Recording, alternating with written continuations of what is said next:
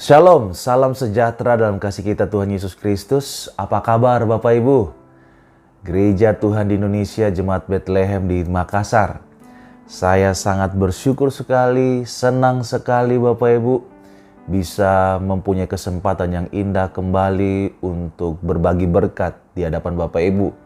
Walaupun memakai rekaman video seperti saat ini Bapak Ibu, dan bagi saya ini sesuatu yang sangat sulit Bapak Ibu, karena saya berkata kepada Ibu Gembala bahwa saya sangat kangen sekali, rindu sekali untuk bisa melayani kembali, berbagi berkat dengan Bapak Ibu melalui tatap muka. Tetapi oleh karena kesibukan pelayanan di tempat ini yang tidak bisa saya tinggalkan dan mengharuskan saya harus tetap di tempat ini, maka saya belum bisa punya waktu yang tepat untuk bisa mengunjungi Bapak Ibu. Tetapi tidak mengurangi rasa hormat saya kepada Tuhan dan terus berjuang untuk berbagi berkat buat Bapak Ibu. Saya akan membawa kita dan berbagi berkat untuk merenungkan firman Tuhan. Tidak membuang waktu Bapak Ibu, saya ngajak kita untuk berdoa terlebih dahulu sebelum kita merenungkan firman Tuhan. Mari kita berdoa. Ya Tuhan, kami bersyukur dan berterima kasih di hadapan Tuhan. Karena di dalam segala kelemahan kami tahu semuanya ada karena anugerah Tuhan. Kami berdoa dan kami percaya semuanya terjadi ada di dalam kendali Tuhan. Kalau kami bisa ada saat ini, semuanya karena anugerah-Mu, karena pernyataan-Mu. Oleh sebab itu Bapa, kami telah menyembah dan memuji Tuhan. Biarlah dalam ibadah ini Engkau yang diagungkan, yang dimuliakan. Terlebih juga Bapa, kami akan bertemu juga dengan Engkau Tuhan lewat merenungkan kebenaran firman-Mu. Saat kami membaca dan memahami, merenungkan, dan kami juga rindu melakukannya. Biarlah Tuhan memberikan kami anugerah yang cukup untuk punya pengertian yang sama, baik yang mendengarkan maupun juga yang memberitakan. Sama-sama mengerti lewat kebenaran firman-Mu. Urapi seluruh kami Bapa, jemaat Tuhan maupun hamba-Mu yang lemah dan terbatas. Kami mau belajar kebenaran firman. Kami serahkan waktu selanjutnya ke dalam tangan Tuhan. Hanya dalam nama Tuhan Yesus Kristus kami sudah berdoa dan mengucap syukur. Haleluya. Amin. Bapak Ibu terkasih dalam Tuhan, hari ini adalah hari yang kita peringati dengan peristiwa Pentakosta, atau kita kenal dengan makna Pentakosta, pencurahan Roh Kudus, ya kan? Terkait dengan ini Bapak Ibu, ada dua hal yang atau mungkin hal yang perlu kita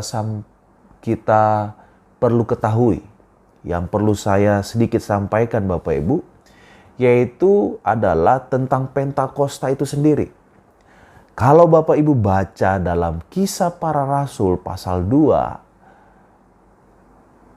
ayat 1, di situ mencatat bahwa ketika tiba hari Pentakosta, semua orang percaya berkumpul di satu tempat. Bapak Ibu, ketika tiba hari Pentakosta, berarti sebelum segala sesuatu yang merujuk kepada pencurahan Roh Kudus, sebetulnya Pentakosta, hari Pentakosta itu sebetulnya sudah ada. Pentakosta itu artinya hari yang ke-50. Penta itu 5, Pentakosta ke-50, hari yang ke-50. Jadi hari Pentakosta di sini sebetulnya bukanlah hari pencurahan Roh Kudus. Karena saat itu dalam zaman di mana Kisah Rasul pasal 2 ini, Roh Kudus belum dicurahkan Bapak Ibu. Jadi kita harus punya pengertian yang sama Bapak Ibu. Roh Kudus baru dicurahkan di dalam Kisah Para Rasul ayat 6. Jadi Pentakosta yang dibicarakan di sini, ini adalah Pentakosta Yahudi.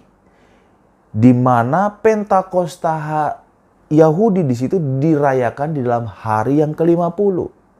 Yaitu di mana orang Yahudi memperingatinya sebagai memperingati pemberian 10 hukum Tuhan. Dan bukan hanya itu saja, bagi orang Yahudi dalam hari Pentakosta itu juga merayakan syukur karena panen gandum yang dilakukan setelah 49 hari, yakni hari ke-50 nantinya. Dan hari Pentakosta ini juga Bapak Ibu sering disebut hari raya berminggu-minggu, atau lebih tepatnya 7 minggu, pesta panen, harvest festival Bapak Ibu. Kalau Bapak Ibu lihat dalam Ulangan pasal 16 ayat 10, kemudian haruslah engkau merayakan hari raya 7 minggu bagi Tuhan Allahmu, sekedar persembahan sukarela yang akan kau berikan sesuai dengan berkat yang diberikan kepadamu oleh Tuhan Allahmu. Nah, jadi pada saat perayaan Pentakosta Yahudi Bapak Ibu, disitulah Tuhan menggunakan Roh Kudus dicurahkan pada orang-orang percaya, yang dimana berkumpul 120 orang di loteng Yerusalem Bapak Ibu. Lalu kemudian dalam Kisah Rasul mencatat bahwa turunlah dari langit seperti tiupan angin keras memenuhi seluruh rumah, lidah-lidah seperti nyala api, lalu yang bertebaran dan hinggap pada mereka masing-masing. Lalu singkatnya mereka penuh dengan Roh Kudus, dan seketika itu juga mereka memiliki kesanggupan untuk berkata-kata dalam bahasa asing yang belum mereka ketahui sebelumnya, Bapak Ibu. Maka di situ kita bisa melihat lahirlah gereja perjanjian baru Bapak Ibu. Sehingga dalam perspektif orang Kristen memaknai Pentakosta bukan lagi seperti hari Pentakosta Yahudi, tetapi kita melihat hari Pentakosta itu memperingatinya sebagai pencurahan Roh Kudus Bapak Ibu.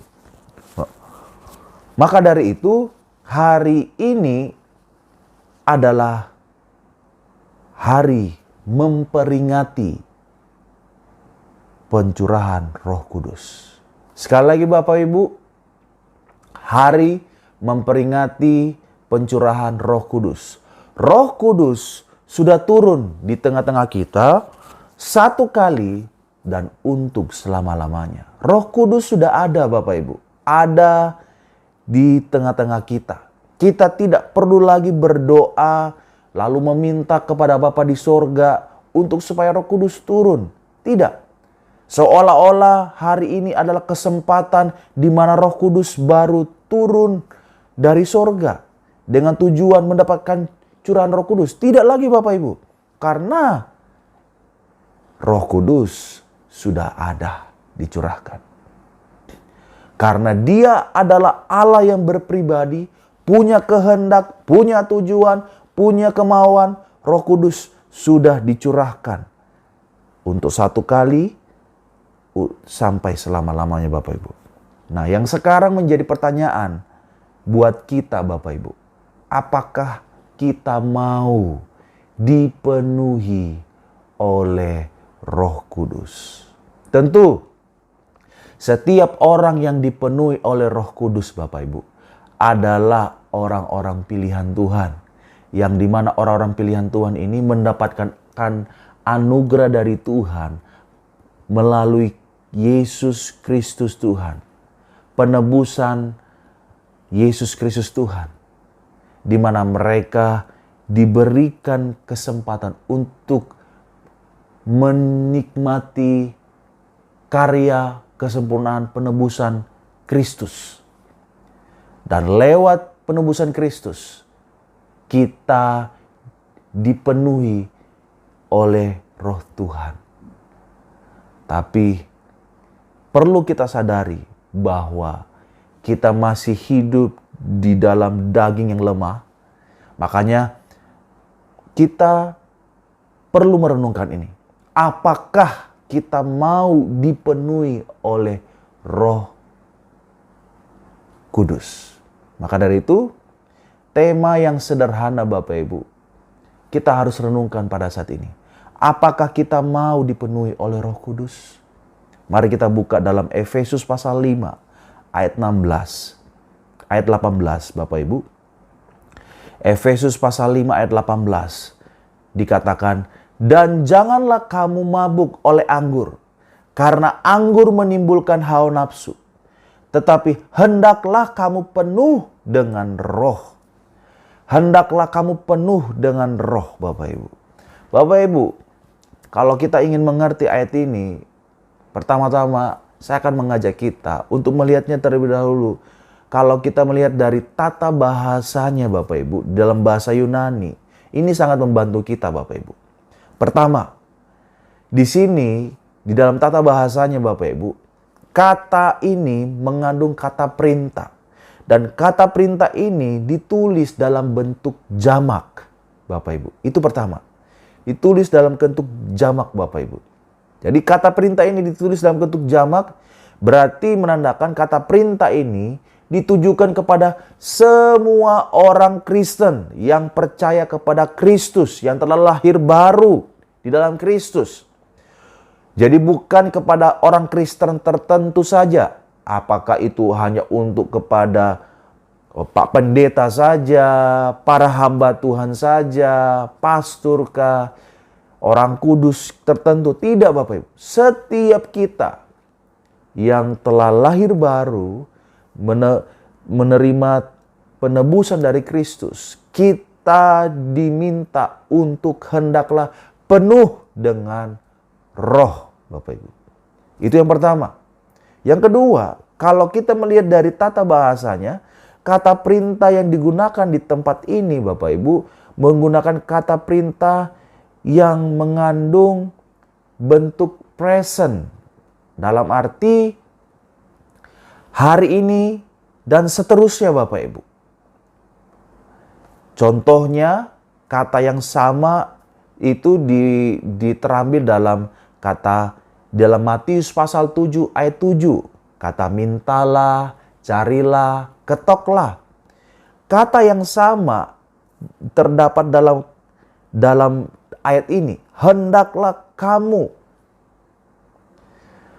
Yang mengandung bahwa hendaklah kamu terus menerus penuh dengan roh Bapak Ibu. Yang menunjukkan kepada kita bahwa kita harus hidup terus menerus penuh dengan roh. Jadi di sini kata perintah ini ditujukan kepada kita untuk terus menerus dipenuhi oleh Roh Kudus Bapak Ibu. Nah, pertanyaannya mungkin pada kita bertanya, apa sih tanda seseorang dipenuhi oleh Roh Kudus Bapak Ibu? Nah, kalau kita mungkin berpikir bahwa pertama-tama mungkin orang yang dipenuhi oleh Roh Kudus adalah tandanya adalah basaro Bapak Ibu. Sebetulnya itu tidak salah, tetapi itu bukanlah satu-satunya. Kalau kita berpikir itu satu-satunya, bahasa roh adalah satu-satunya tanda Roh Kudus, itu keliru. Itu salah Bapak Ibu. Karena bahasa roh bukanlah tanda kepenuhan Roh Kudus. Itu adalah karunia Roh Kudus. Bapak Ibu, ya. Itu adalah karunia. Dan di dalam karunia itu bukan satu-satunya.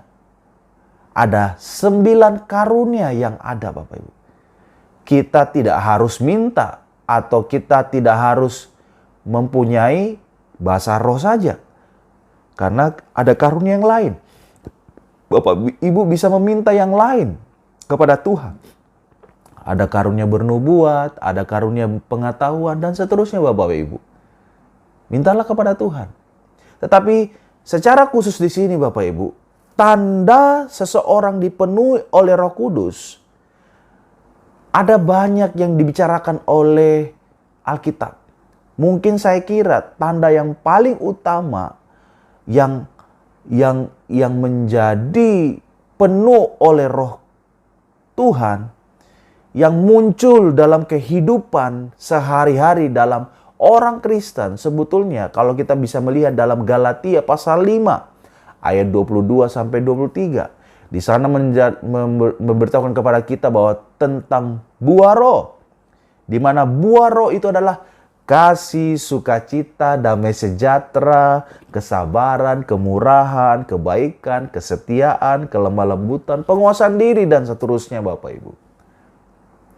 Tetapi secara khusus kalau kita melihat dalam Efesus pasal 5 ayat 18 di sini, memerintahkan kita untuk kita dipenuhi oleh Roh Kudus, di mana Roh Kudus itu menjadi motor, mendrive kita untuk kita hidup benar di hadapan Tuhan. Dan itu adalah tanda dipenuhi oleh Roh Kudus. Nah, menariknya Bapak Ibu, setelah dalam ayat 18, maka ayat 19 sampai 25 memberikan kita contoh-contoh kehidupan bagaimana orang yang dipenuhi oleh Roh Kudus, Bapak Ibu. Dengan cepat kita bisa belajar Bapak Ibu. Kalau kita melihat dalam ayat 19 sampai 25, di situ memberikan contoh atau tanda bagaimana orang hidup dipenuhi oleh Roh Kudus. Yang pertama Bapak Ibu, kita melihat bersama-sama. Orang yang dipenuhi oleh Roh Kudus dalam ayat 19 itu adalah orang yang senang memuji Tuhan. Full of praise Bapak Ibu. Orang yang senang memuji Tuhan dan melakukan itu dengan sepenuh hati. Dalam ayat 19 katakan bahwa dan berkata-katalah seorang kepada yang lain dalam mazmur, kidung puji-pujian dan nyanyian rohani, bernyanyi dan bersoraklah bagi Tuhan dengan segenap hati. Bapak Ibu, orang yang dipenuhi oleh Roh Kudus akan senang memuji Tuhan dan melakukan itu dengan sepenuh hati untuk Tuhan Bapak Ibu. Bukan hanya di gereja, tetapi di berbagai tempat. Mungkin di rumah, di jalan, sementara kerja mungkin, dan lain-lain sebagainya. Karena ada begitu banyak kesempatan dalam kehidupan kita, sebetulnya untuk kita penuh dengan sukacita, penuh dengan puji-pujian, menyembah Tuhan Bapak Ibu. Tetapi sebaliknya juga Bapak Ibu, di sisi yang lain, kita juga punya kesempatan yang sama untuk bisa mengeluh, tidak memuji Tuhan, tidak bersukacita, Bapak Ibu. Tetapi di sini kita diminta, kita diberi tanda bahwa orang yang dipenuhi oleh Roh Tuhan itu akan lebih suka memuji-muji Tuhan daripada memuji atau menyanyi lagu-lagu yang tidak jelas, Bapak Ibu. Yang punya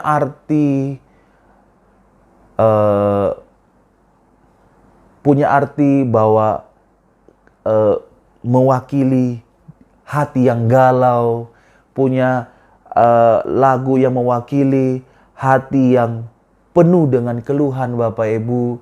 Tetapi kita diminta di sini adalah yang senang memuji Tuhan dan melakukannya dengan segenap hati. Jadi tanda yang pertama adalah full of praise Bapak Ibu. Tanda yang kedua Bapak Ibu, yaitu orang yang dipenuhi Roh Kudus adalah dalam ayat 20 itu akan mengucap syukur atas apapun yang ia alami. Bapak Ibu. Ayat 20 katakan, ucaplah syukur senantiasa atas segala sesuatu, atas atau dalam nama Tuhan kita Yesus Kristus kepada Allah dan Bapa kita, Bapak Ibu. Bapak Ibu, tanda dipenuhi oleh Roh Kudus, dia mengucap syukur atas apapun yang ia alami. Ia tidak gampang mengeluh dengan kondisi yang ada. Sebaliknya Bapak Ibu, ia mengucap syukur untuk apapun yang terjadi atas dirinya. Entah itu baik atau buruk, menguntungkan atau merugikan, menyenangkan atau menyedihkan, dan lain sebagainya Bapak Ibu. Karena itulah tanda dipenuhi oleh Roh Kudus. Bapak Ibu, saya ingin memberitahukan kepada kita sebuah peristiwa, yaitu seorang bernama Matthew Henry, Bapak Ibu. Dia seorang penafsir Alkitab, seorang teolog. Dia pernah mengalami sebuah peristiwa yang naas, yaitu dia dirampok, Bapak Ibu. Nah, menariknya begini Bapak Ibu, peristiwa itu dia tulis dalam biografinya. Setelah dia dirampok pada waktu itu, dia menulis begini Bapak Ibu. Dia menulis dalam biografinya, dia bilang, katakan, pertama-tama aku bersyukur kepada Tuhan sebab selama ini aku belum dirampok. Kedua, dia tuliskan begini dalam biografinya, aku bersyukur kepada Tuhan sebab perampok itu mengambil dompetku, bukan hidupku. Yang ketiga, aku bersyukur kepada Tuhan sebab sekalipun perampok itu mengambil semuanya, namun tidak terlalu banyak isinya. Dia mengucap syukur. Keempat, Matthew Henry berkata, aku bersyukur kepada Tuhan sebab aku yang dirampok, bukan aku yang merampok. Di sini kita bisa lihat, Matthew Henry dapat bersyukur kepada Tuhan dalam keadaan yang tidak baik Bapak Ibu. Sebab dia tahu apa yang terjadi dalam dirinya, di mana di situ juga Allah turut bekerja dan senantiasa mendatangkan kebaikan bagi kita. Orang yang dipenuhi oleh Roh Kudus akan mengalami full of thanks, ucapan syukur atas apapun yang dialami Bapak Ibu. Apa yang kita alami? Saya tidak tahu Bapak Ibu. Tetapi perintah firman Tuhan kepada kita, ucaplah syukur. Ada begitu banyak alasan untuk sehingga kita tidak bisa mengucap syukur dalam kehidupan kita. Begitu banyak Bapak Ibu.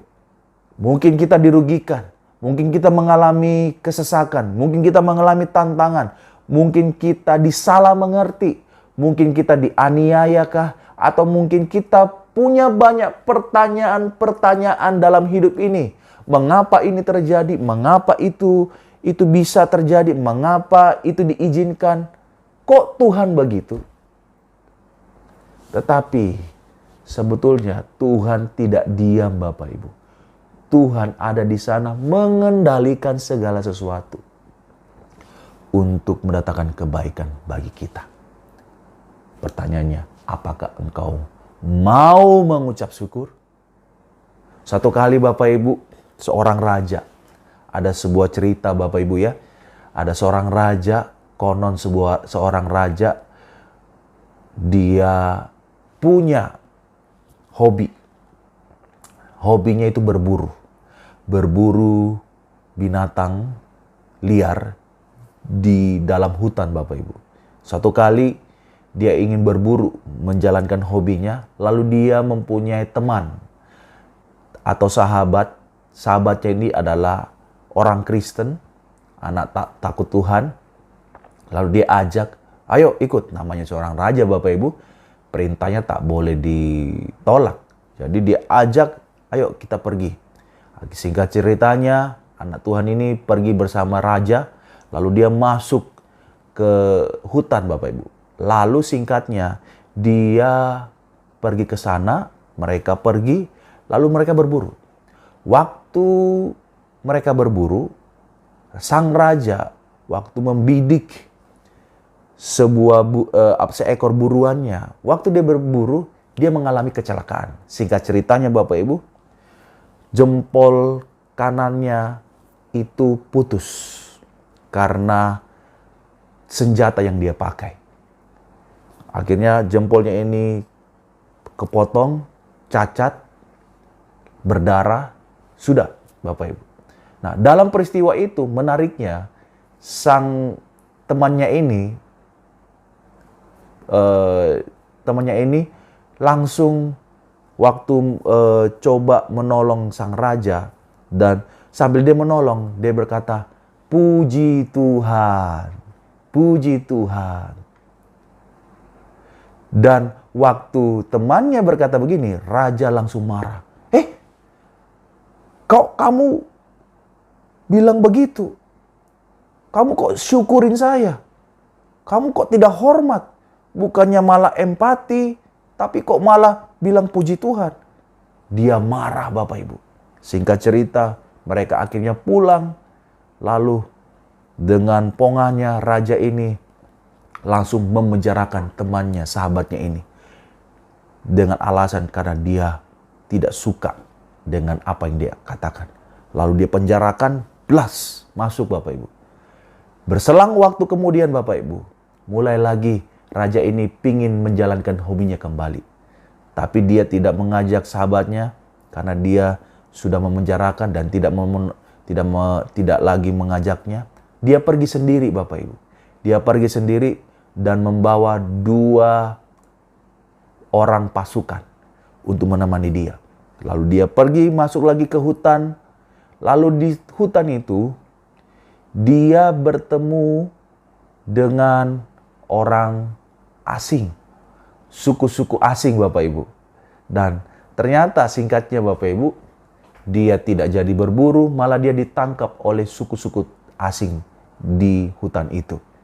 Mereka diburu, mereka ditangkap, lalu singkat ceritanya waktu ditangkap, ternyata mereka ditangkap tujuannya untuk dijadikan sebagai persembahan kepada dewa-dewa suku asing itu. Nah, singkat ceritanya Bapak Ibu, sebelum mereka dipersembahkan, mereka harus dicek terlebih dahulu. Mereka harus dicek. Pertama-tama apakah dia baik, tidak tidak sakit, atau dia tidak cacat, Bapak Ibu. Layak gitu. Jadi 2 pasukannya ini, 2 orang ini semua layak dipersembahkan karena mereka itu sempurna. Tetapi begitu sang raja diperiksa, ternyata dia mengalami cacat karena tidak mempunyai 10 jari. Dia hanya punya 9 jari karena ibu jarinya telah putus Bapak Ibu. Waktu itu terjadi, dia mengingat apa yang dikatakan oleh temannya yang ada di penjara, sahabatnya yang dipenjarakan. Sehingga ceritanya Bapak Ibu, akhirnya sang raja dilepaskan, lalu raja pulang sendiri. Lalu dia sampai di kerajaannya, lalu dia langsung bertemu dengan temannya dan sahabatnya ini. Dia berkata begini Bapak Ibu, kepada temannya bilang, kamu tahu enggak? Kalau kemarin itu waktu aku pergi berburu, aku ketemu dengan orang suku-suku terasing. Dan menariknya, aku lepas dari mereka. Aku baru tahu kenapa kamu mengucap syukur. Puji Tuhan. Kenapa? Karena kalau bukan peristiwa tubuhku yang jari ini yang sudah putus, maka tidak mungkin aku bisa lolos dari peristiwa itu. Mungkin aku sudah sama dengan 2 orang pasukan itu, mati seketika. Wah, aku mengucap syukur. Terima kasih ya. Lalu yang menariknya begini. Sang temannya ini berkata begini, puji Tuhan, puji Tuhan, puji Tuhan. Waktu dia berkata puji Tuhan, sang raja terusik kembali. Kok kamu yang puji Tuhan? Kan harusnya aku yang puji Tuhan, bukan kamu. Iya, tetap puji Tuhan buat aku. Aku mengucap syukur. Kenapa? Karena kalau seandainya aku tidak dipenjara, mungkin aku sama seperti 2 orang pasukanmu itu. Karena aku lengkap. Mungkin aku yang mati karena aku diajak oleh kamu. Tetapi karena aku dipenjara, maka aku masih ada sampai saat ini. Bapak Ibu, mungkin waktu kita dengarkan cerita ini, kita mungkin tergelitik, ketawa, lucu dari peristiwa ini. Tetapi bukankah seperti kejadian dari cerita ini, hidup kita sama seperti itu, bukan? Kita tidak tahu ujungnya dari setiap keadaan yang kita alami hari-hari ini. Tetapi yang pasti Bapak Ibu, setiap peristiwa, setiap keadaan, situasi yang kita alami, itu Allah ada turut bekerja senantiasa mendatangkan kebaikan buat kita. Mungkin hari ini kita tidak tahu maksud tujuan kenapa usaha saya rugi, anak saya sakit, kesehatan saya terganggu, dan seterusnya, Bapak Ibu. Dan kita punya banyak alasan untuk bisa bersungut-sungut, mengeluh di hadapan Tuhan. Mengapa? Tetapi hari ini kita tahu dengan pasti, segala sesuatunya itu diizinkan oleh Tuhan untuk mendatangkan kebaikan. Dan yang kedua Bapak Ibu, ini menunjukkan kepada kita harus mengucap syukur atas apa yang kita alami Bapak Ibu.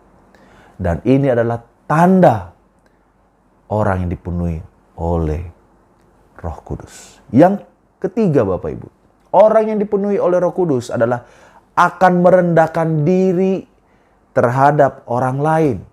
Dalam ayat 21, rendahkanlah dirimu seorang kepada yang lain di dalam takut akan Kristus.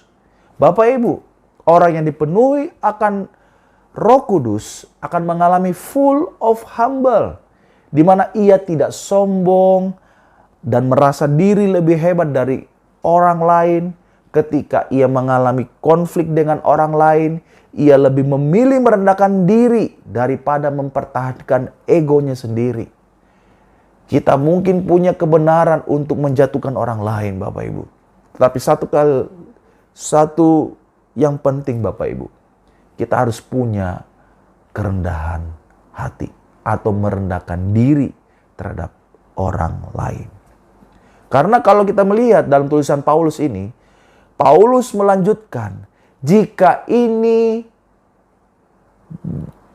diterapkan pada hubungan seluruh aspek kehidupan kita, maka kehidupan kita akan tercipta damai sejahtera, sukacita. Kalau kita lihat dalam ayat 22 sampai 25, di situ menunjukkan kepada kita, Paulus menunjukkan bahwa kalau ini diterapkan, maka ada tercipta hubungan keluarga yang manis. Di mana, hai istri, tunduklah kepada suamimu seperti untuk Tuhan. Kita lihat lagi, hai suami, istri, atau suami, kasihilah istrimu. Di mana setiap kita punya fungsi masing-masing yang dimana kita bisa berfungsi dengan baik. Tetapi fungsi itu bisa baik kalau kita punya kehidupan yang full of humble, merendahkan diri satu sama lain, mengerti tempat kita di mana, posisi kita apa, Bapak Ibu. Tetapi coba bayangkan kalau seandainya seorang suami tidak mengasihi istri, maka jelas barang tentu sang suami itu tidak mungkin seorang yang rendah hati. Begitu juga sang istri. Tidak mungkin seorang istri bisa menundukkan dirinya kalau tidak punya kerendahan hati. Justru yang ada menanduk suaminya. Maka dari itu, setiap kita, orang yang dipenuhi oleh Roh Tuhan, harus merendahkan diri kepada orang lain, Bapak Ibu. Maka dari itu kita melihat betapa indahnya kehidupan keluarga yang dipenuhi oleh Roh Kudus, termasuk anak-anak yang harus hormat kepada orang tua juga mengasihi anak-anak. Setiap kita sebagai rekan sekerja di dalam pekerjaan kita masing-masing, di dalam pelayanan pun juga, kita saling menghormati satu sama lain. Tahu diri, siapa kita, siapa dia, siapa kita di hadapan Tuhan.